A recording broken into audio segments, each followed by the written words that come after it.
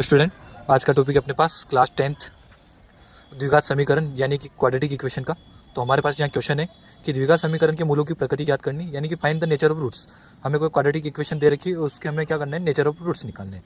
तो nature of roots निकालने के लिए सबसे पहले हमें डी की वैल्यू निकालनी होगी। डी यानी कि डिस्क्रिमिनेंट यानी विभक्तिकर।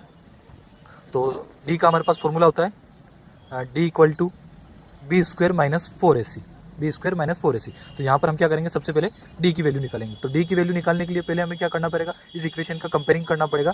तो on comparing ax square plus B X plus C equal to 0, इससे हम इक्वेशन का क्या करेंगे, कंपेयरिंग करेंगे। तो यहाँ से क्या होगा कि एक्स स्क्वायर की आएगी ए की वैल्यू, तो यहाँ से ए की वैल्यू हमारे पास आ जाएगी 2, बी की वैल्यू हमारे पास आ जाएगी -3, और जो सी की वैल्यू आएगी वो आ जाएगी हमारे पास 5। अब यहाँ से हम क्या करेंगे, डी की वैल्यू निकालेंगे।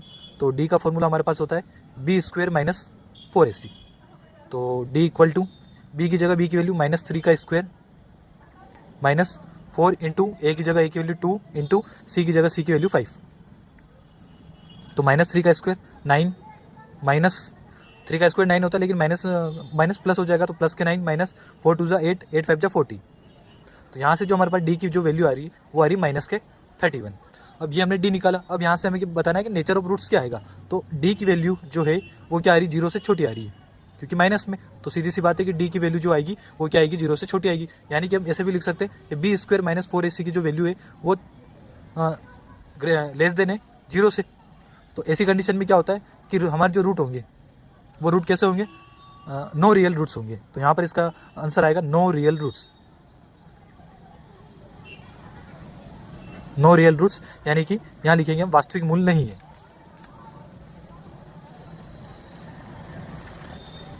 तो इस तरीके से आप मूलों की प्रकृति यानी नेचर ऑफ रूट्स निकाल सकते हो।